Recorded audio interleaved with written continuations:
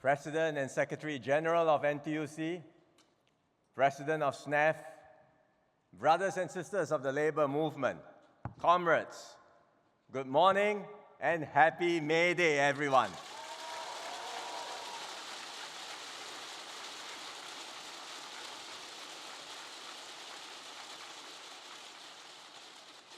It's good to see all of you here gathered together as one labor movement. When we met last year, I said a storm was gathering. The world was becoming more dangerous. Trade barriers were going up. Uncertainty was rising. Risks were building. When the storm came, we did not hide. We did not retreat. Companies did not simply cut costs and abandon workers. Unions did not resist change. Instead, we did what Singaporeans have always done. We worked together, we adapted, we came through stronger.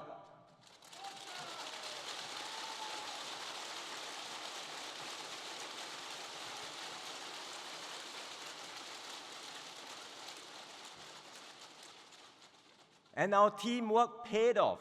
We saved jobs. Real incomes rose.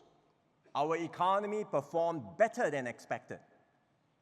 We weathered the storm because everyone in Singapore, businesses, unions, and the government stood together as one.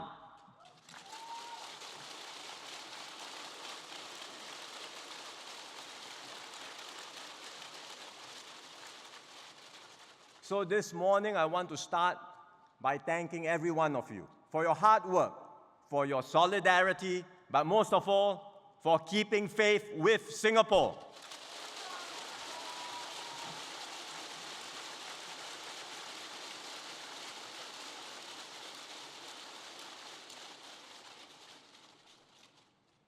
We did well last year, but there is no time to rest, unfortunately. The first storm has not passed fully, and already another storm is upon us, and this one is more severe. The situation in the Middle East has evolved, and it remains highly uncertain. Fighting has paused for now, but tensions remain high. Iran has closed the Strait of Hormuz, and the US has imposed blockades on Iranian ports. So we are in a tense standoff. Neither side is willing to back down, and there is no clear path to resolution. The Strait of Hormuz has been closed for more than 2 months.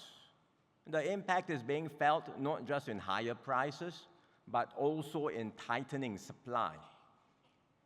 And here in Asia, we are especially affected because of our high dependence on energy and other critical supplies from the Gulf. Some countries in our region are already facing fuel shortages, as you can see from the news. Airlines have cut flights. Factories are reporting delays. And the disruptions will not stop at energy. Fertilizer, food, and other essential inputs will be hit next. We can expect shortages in more items to emerge. Even when the strait reopens, it will not be an immediate return to normal. Why? Because ports and energy infrastructure have been damaged. Shipping lanes will need to be cleared of mines.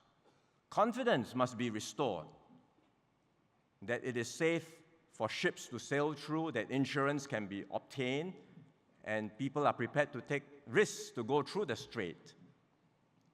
These things do not recover overnight. It will take months at least before the situation stabilizes. So we should not expect this crisis to be over anytime soon. In fact, the pressures are likely to intensify. Supply disruptions will persist and may worsen in the months ahead. Globally, inflation will rise, spreading from energy to food and then other essentials. Some economies may well slip into recession, and Singapore will feel the impact directly. Our growth this year was slow, and inflation will be higher. And all this will put real pressure on businesses, workers, and households. Older Singaporeans may remember the oil shocks of the 1970s. It was during that period that the world experienced stagflation in a major way. Stagflation is a combination of stagnation and inflation. So you have high unemployment together with high inflation. It is the worst of both worlds and deeply painful for businesses and workers. Now, stagflation risks are rising again, and the International Energy Agency, in fact, warns that the current crisis could be even more severe than what the world experienced in the 70s. So we must brace ourselves and be prepared for a more difficult period ahead. And I want to be upfront with all of you so that we are mentally prepared. But amidst these realities, we can also look ahead with quiet confidence. We do not face this crisis from a position of weakness. Singapore is better prepared and in a much stronger position today. And this position was built up over time. We made the hard choices early, managing our finances prudently and building up our reserves. At the same time, we invested to strengthen our energy resilience. We reclaimed land. We built Jurong Island. We developed our refining and petrochemical industries. We dug deep to create underground storage in the Jurong rock caverns. We had no oil, no natural gas, and no guarantee that any of this would work. But we pressed on and we built something that did not exist before. And today, Singapore is a key node in global energy flows. This gives us a significant advantage. The world's leading energy companies operate here, refining, storing, and trading oil. They are connected to diverse supply networks around the world. So when one source is disrupted, they are able to draw on other sources. That is the advantage we have built over decades, not by chance, but through deliberate choices, sustained efforts, and discipline. We made this happen together.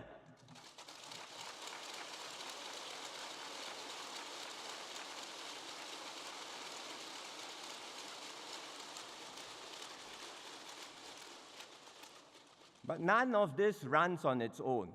Behind all of our efforts are our people, our workers.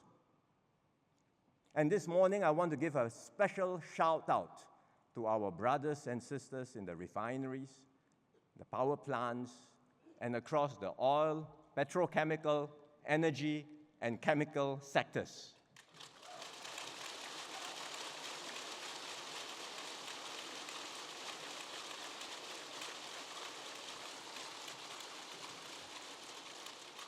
These are our unions in what we call OPEC, the OPEC cluster. Not the OPEC you read about in the news. This is the OPEC that powers our economy every day.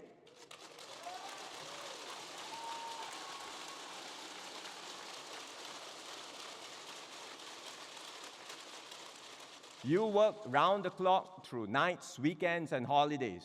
So thank you for your dedication to keep the lights on and to keep Singapore going.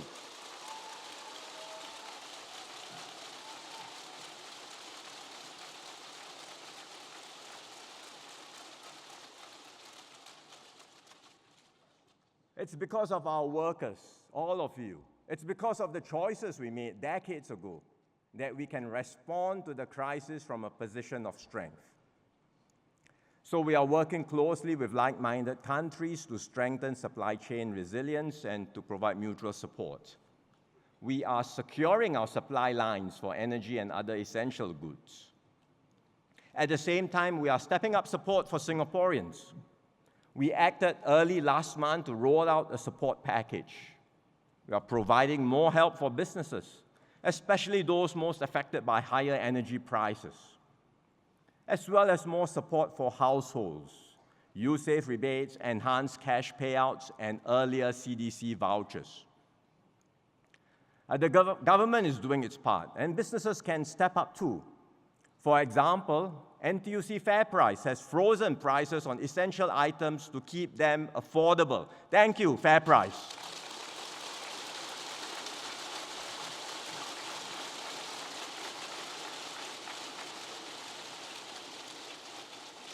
I encourage all companies to do what they can, support your workers, and help ease the burden on Singaporeans together.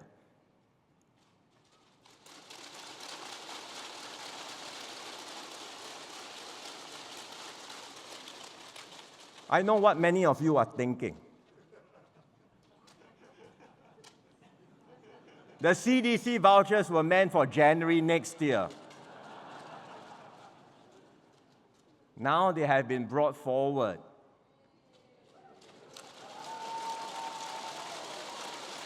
So you ask, will there still be support later on?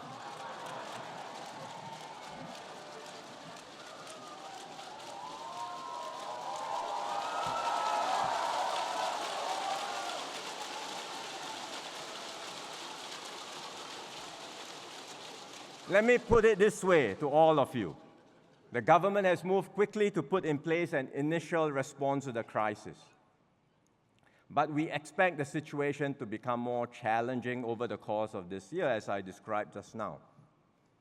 And if that happens, we will do more to help.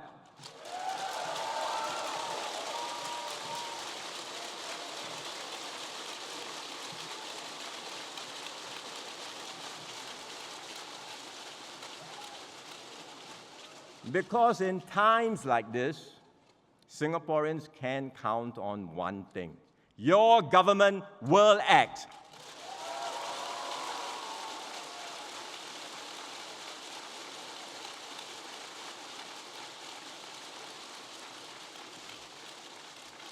We will do so decisively, and we will stand with you, with every Singaporean, every step of the way.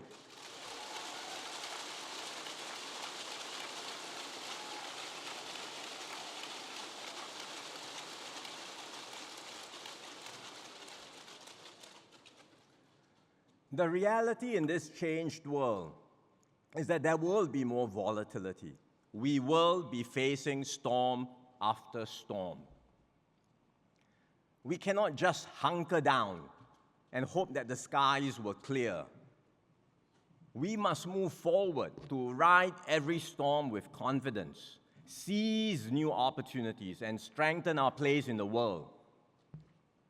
There are also deeper forces reshaping the global economy, and as we all know, the most significant of these is artificial intelligence, or AI. AI is the defining technology of our time. Think about it. Just 4 years ago, there was no such thing as ChatGPT.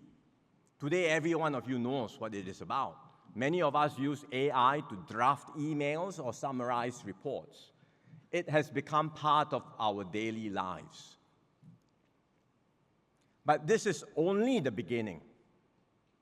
At the frontier, AI is already transforming how work is done. For example, programming software these days is no longer written entirely line by line.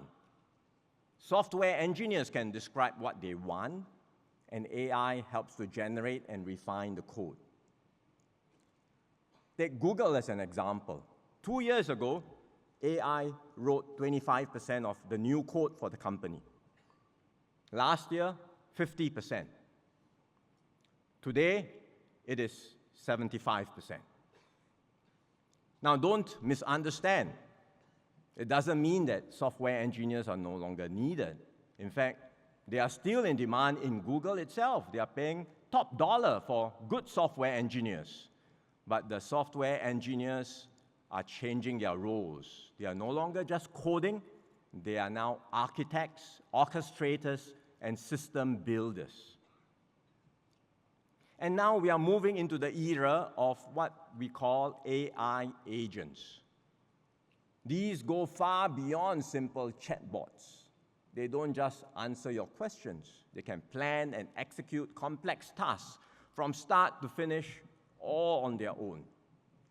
And then when I speak to enterprises, entrepreneurs, many of them say they are already using AI agents to manage social media, draft reports, handle their administrative work. These are workflows that used to require entire teams. Now, a single person with AI agents can do all of that.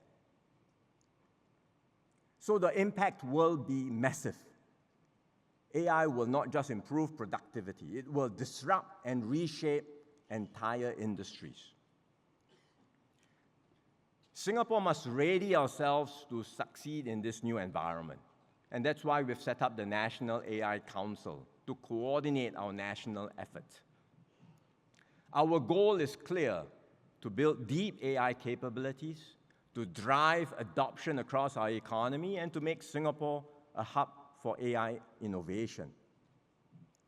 But ultimately, our key objective is to ensure that AI benefits every worker with better jobs and better opportunities.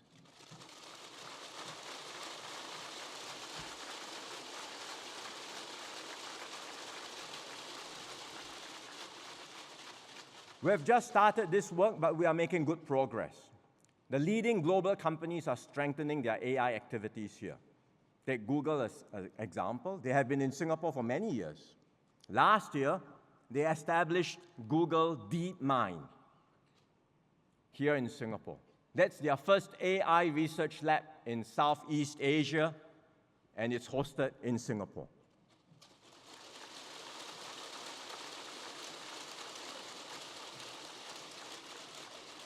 Their teams here work on cutting-edge AI and real-world applications. They bring together experts and scientists from around the world, with Singaporeans working alongside them. And I'm very proud to say that one of these teams is led by a Singaporean. He is Ite, a graduate from NTU.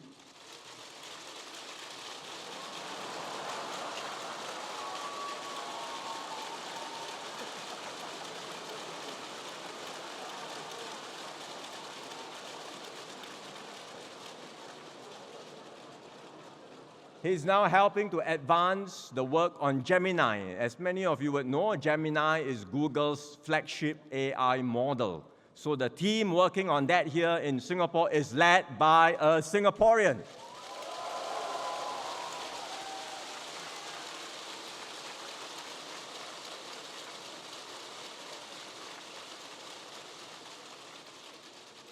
We will continue to attract more investments. And it's not just from the global tech leaders, but also from fast-growing AI startups. One example is Advanced Machine Intelligence, a company founded by Yann LeCun, who's one of the world's leading AI scientists. They are working on what is called physical AI. In other words, harnessing AI not just to generate text or images, but to understand and interact with the real world. Globally, they have 4 offices around the world, and Singapore is one of them. We are their base in Asia for this cutting-edge work.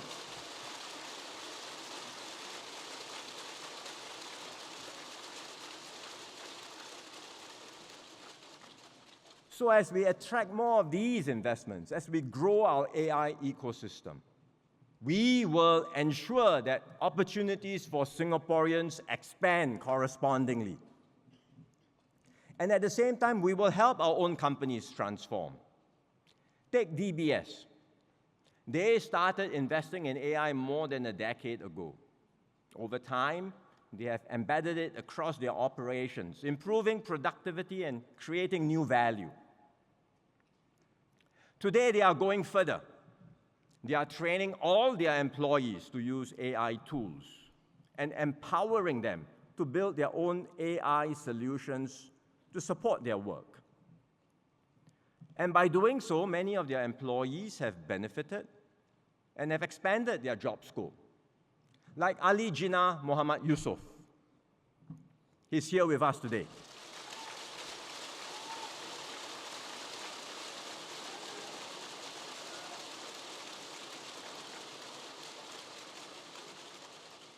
Jinnah joined DBS 26 years ago after graduating from Singapore Poly. He started as a customer service officer. And over the years, he kept learning and upgrading through different roles across the bank. When AI created new opportunities, he stepped up. He took up courses, learned new skills, and learned how to apply AI in his work. Today, he leads a 20-person team in DBS's customer center, driving AI projects to improve service and operations. Well done.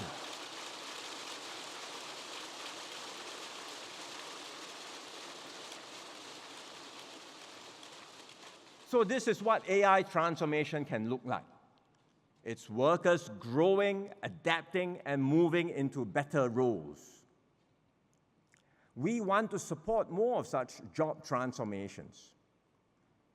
But I know not everyone feels ready. Many Singaporeans are anxious about AI. They ask, will it replace jobs? Will it be harder to keep up? Will the next generation still have good opportunities? These concerns are real. But let's think back about the past, because we've been through major technological transitions before. I remember when I started work in the mid-90s, tools like Excel spreadsheets were taking off. And there was an immediate impact, because offices everywhere needed fewer data entry clerks.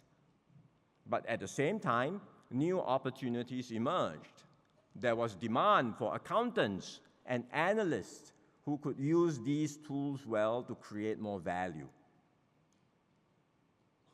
Of course, AI is far more powerful than spreadsheets, so the impact on our workplaces will be much greater.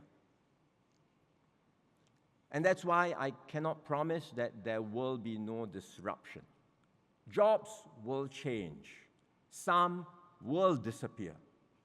And the pace of change will be faster than anything we have seen before. But this I can promise you, as our economy transforms, we will create new and better jobs.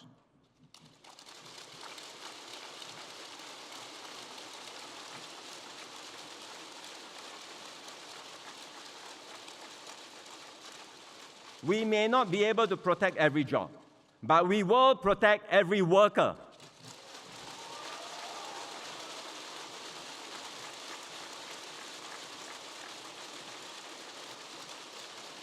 Because in Singapore, every worker matters.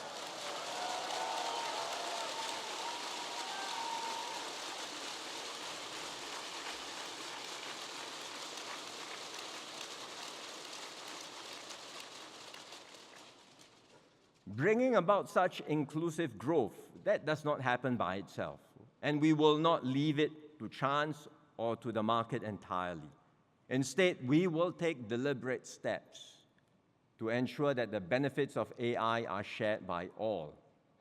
And that's why the government is strengthening our support for workers. We are bringing skills training and job matching closer together by combining WSG and SSG into a new entity called the Skills and Workforce Development Agency, jointly overseen by both MUM and MOE.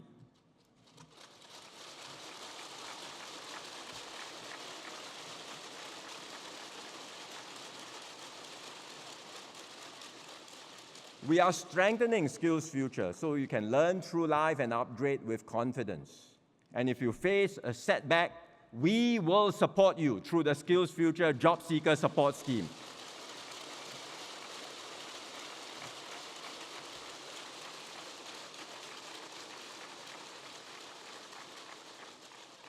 The government will provide the tools, the pathways, and the support. But we also need Singaporeans to step forward. Do not let anxiety or uncertainty hold you back from learning and using AI. AI is here to stay. So embrace it, learn it, use it, and master it. Companies that do so will stay competitive. Workers who build AI skills will have better opportunities and prospects. In my engagements with Singaporeans, I like to ask them, are you using AI? Almost everyone says yes. I'm sure if I ask you in this room, everyone will say, yes, we are using AI. But when I probe further, many say they are using it like an enhanced search tool. You ask a question, you get an answer. That's a start, but it's really only scratching the surface. There's so much more that can be unlocked. And many tell me, I want to do more. I just don't know where to start. And that's why we are providing additional support. We are redesigning the Skills Future portal so you can find courses suited to your needs more easily.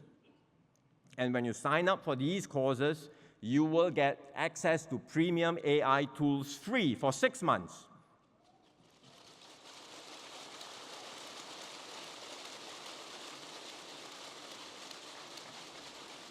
And I'm glad to hear just now from Brother Chi Meng, SecGen, NTUC, that NTUC is also adding its support on top of the government support.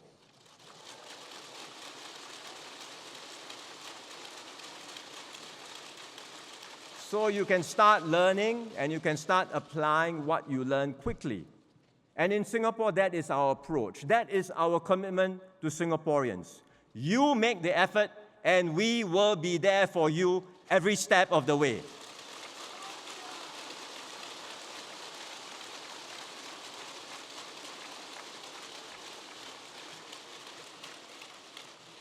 We can do all this because of our uniquely Singaporean advantage, tripartism.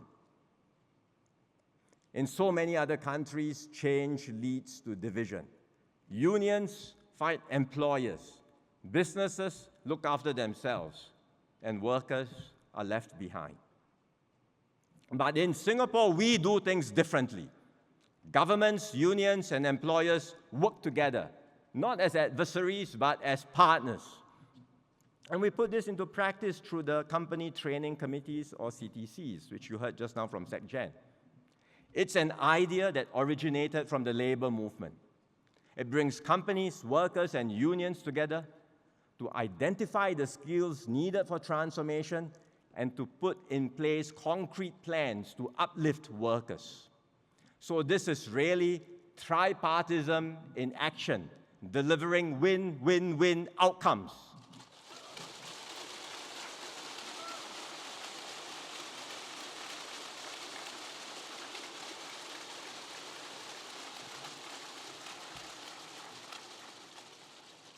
Take Tan Tock Seng Hospital. They were one of the first public hospitals that embarked on the CTC journey.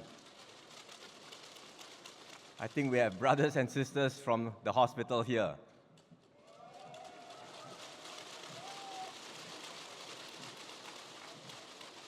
One of the responsibilities of a senior nurse is to plan the duty roster for nurses. You may think, well, it's quite straightforward, but in fact, it's not a simple task at all. The senior nurse has to take into account many factors. There are hospital policies. There's the experience and skills of every nurse, which is somewhat different.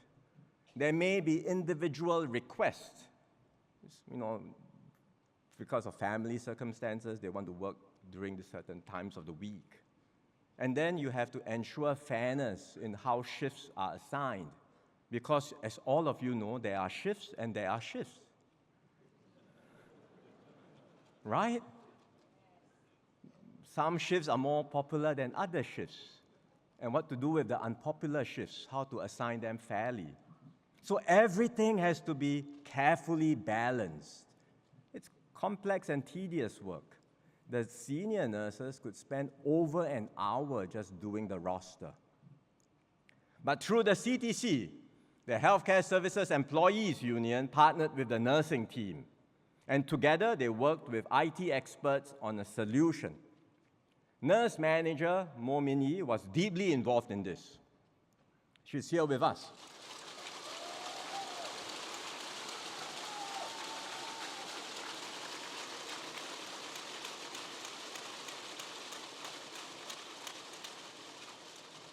She had to juggle her daily responsibilities while setting aside time for this work. And this was not just an IT project. It took multiple iterations, working through the details to make sure the solution addressed the real day-to-day challenges faced by nurses. And in the end, together, they developed an AI-powered rostering tool. And what used to take over an hour can now be done in just 15 minutes.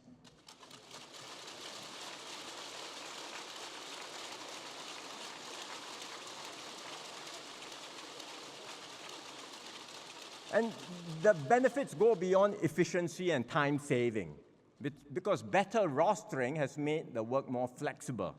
It allows more nurses, including those with family commitments, to contribute and better manage their schedules. So now everyone can work better, faster, and smarter. Well done, Tan Tock Seng Hospital.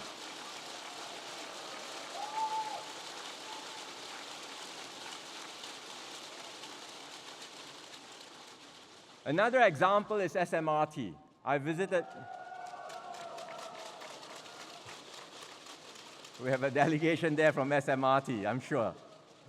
I visited Bishan Depot earlier this year. I saw how much things have changed at the depot. Work there used to be physically demanding. Workers had to manually handle every heavy equipment.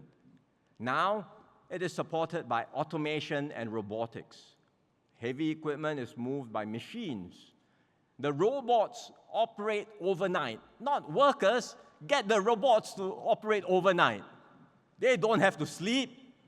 They work full time. And they prepare for the next day. And AI helps to schedule maintenance, matching the right job to the right technician based on experience. AI also helps to detect potential faults early so the engineers can intervene before breakdowns occur. And importantly, again, all of these changes were made possible through the CTC with the active involvement of the National Transport Workers Union and workers.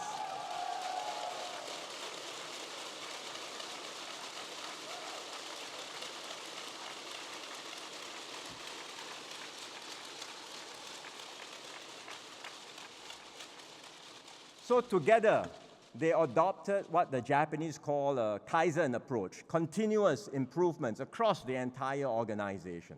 And the result is that the workers are not just more productive, they are also more satisfied.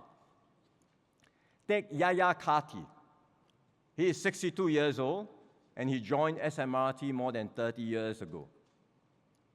In the past, the work was physically demanding and took a toll. His family worried for him and thought he should retire soon. But now, with a better and safer work environment, he is ready and eager to keep going.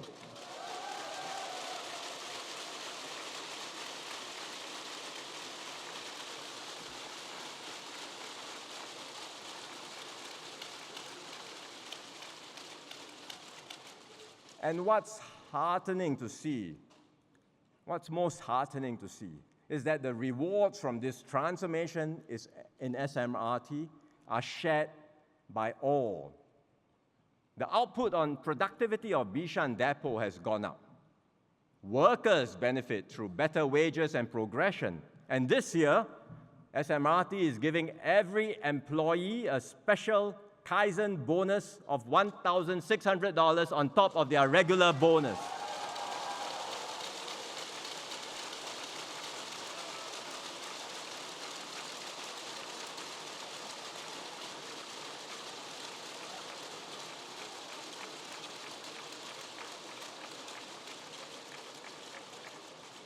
As it should be. That's the way it should be. When companies do well, workers benefit too.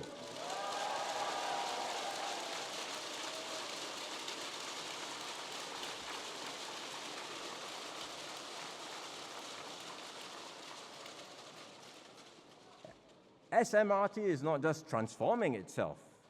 It's also what we call a queen bee company. In other words, we are taking this CTC approach beyond a company towards a cluster and setting up queen bee companies. And so queen bee companies like SMRT can help its network of SME contractors adopt new technology and improve operations. And by doing so, it uplifts standards and practices across the entire public transport ecosystem. So once again, good job, SMRT.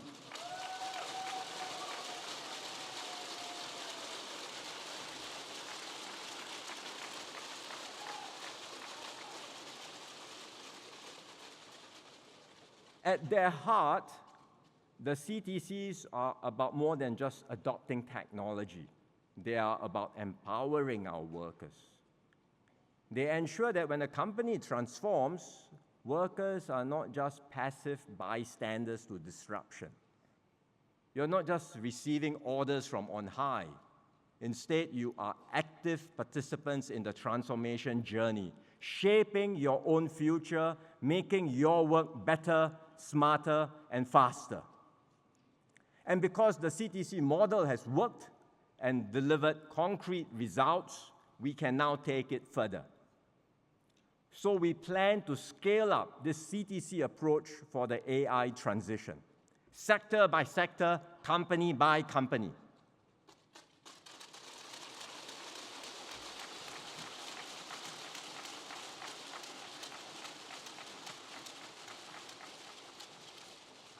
With AI, there is no one-size-fits-all solution. Every sector is unique, and every company faces different constraints.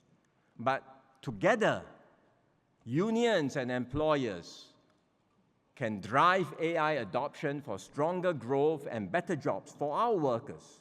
And that is exactly why we have set up the Tripartite Jobs Council, to bring together our tripartite resources, to coordinate our efforts, pool resources, and guide this critical transformation work.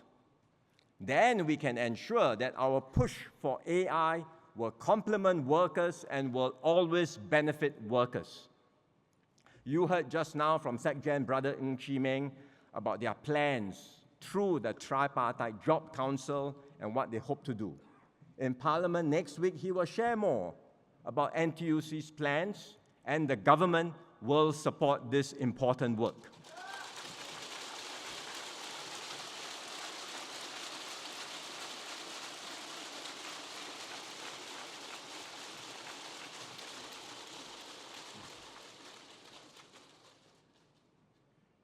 For 65 years now, the labor movement has walked alongside workers in Singapore through every major economic shift, from industrialization in the 60s and 70s, to the computerization wave in the 1980s, to globalization in the 1990s, and from crisis to crisis, the Asian financial crisis, SARS, global financial crisis, and most recently, the COVID pandemic. So today, we pay tribute to all our union leaders, past and present. Thank you very much for your steadfast dedication.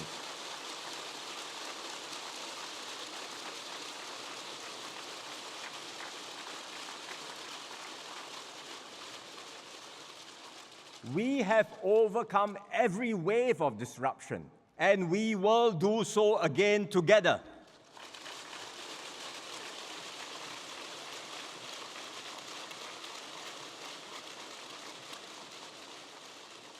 Our tripartite system works. Others try to copy. They have the institutions, they have the name, but they cannot always replicate what we have. Because the special sauce, the special ingredient in Singapore is that we have built trust in one another.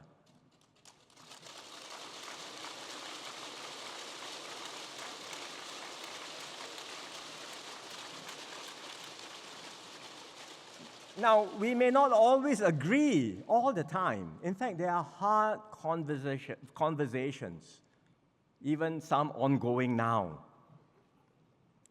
Sometimes unions push, employers push back. Sometimes the government may have certain concerns over a few suggestions, but the conversation does not break down. It never breaks down. We keep talking. We keep working at it. And we don't just blindly copy what others do. We develop our own innovative solutions, practical, effective, and suited to our needs. So in Singapore, it's not welfare, it is workfare. It's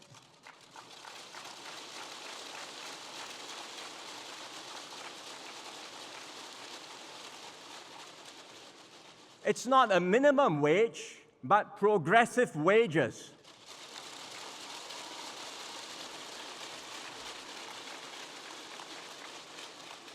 And it's not unemployment insurance, but it's job seeker support.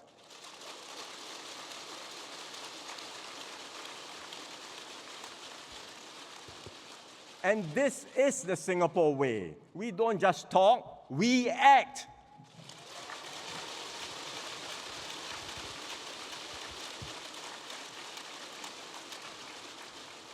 We don't just plan, we deliver results, and together we take Singapore forward.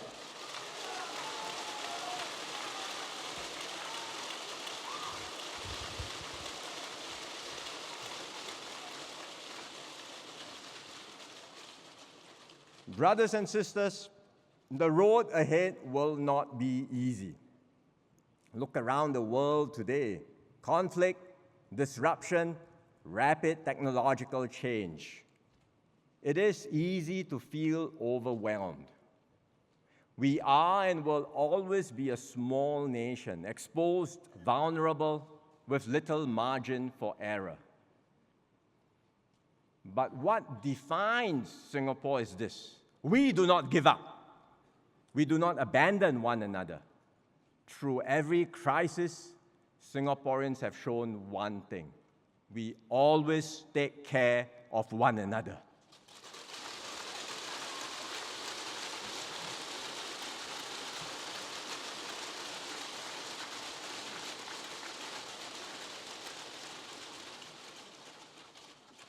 When the Middle East crisis broke out and Singaporeans were stranded abroad, we acted quickly. We arranged for additional commercial flights. When conditions became too dangerous, we mobilized the SAF. We brought everyone home.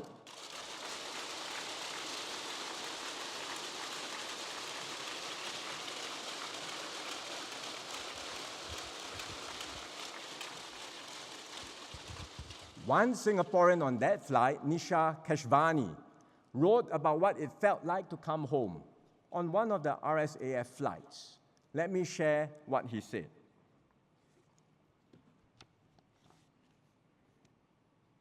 Welcome home.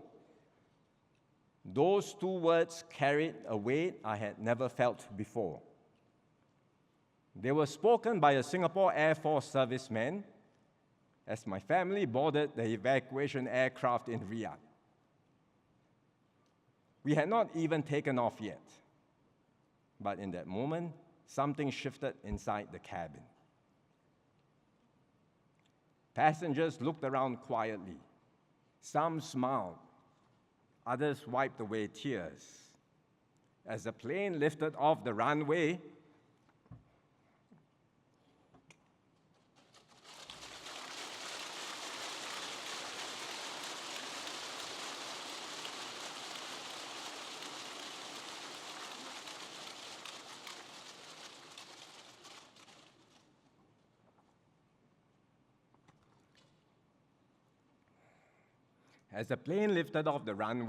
applause broke out. Then voices slowly rose across the cabin. Someone began singing Majulah Singapura.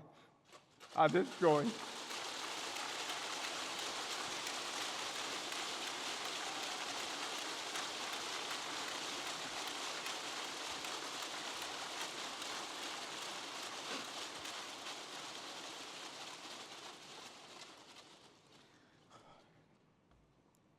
It was one of those moments when you realize that home is not simply a place on a map. It is something deeper, a shared identity, a sense of belonging, and the knowledge that when things go wrong, your country will come for you.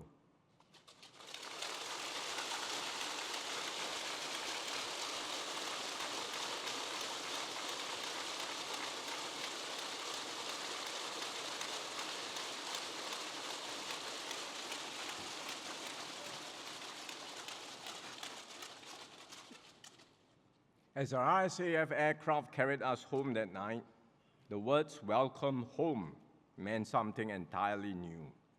They were not just a greeting. They were a promise that wherever Singaporeans may be in the world, our nation will look after our own. And that is a promise worth protecting generation after generation.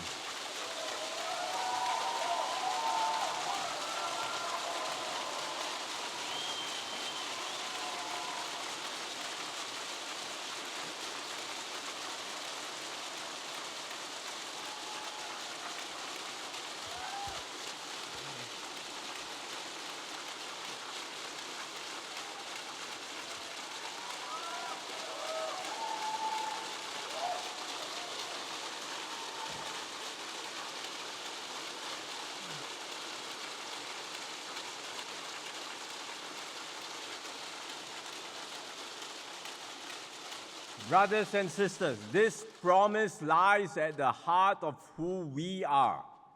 So whether it is an energy crisis or the AI revolution, we will look after our own. No Singaporean will be left behind.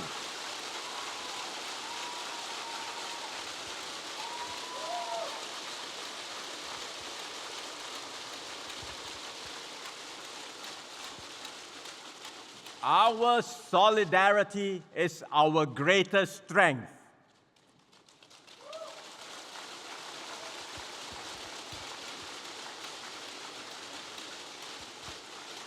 It carried us through every storm of the past. It gives us confidence today. And it will carry all of us forward into the future we are building together.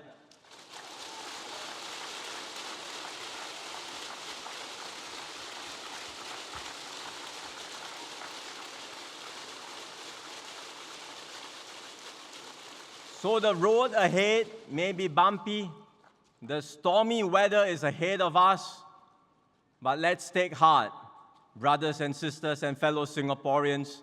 We will get through this together. Majulah NTUC, Majulah PAP, Majulah Singapura. Happy May Day, everyone.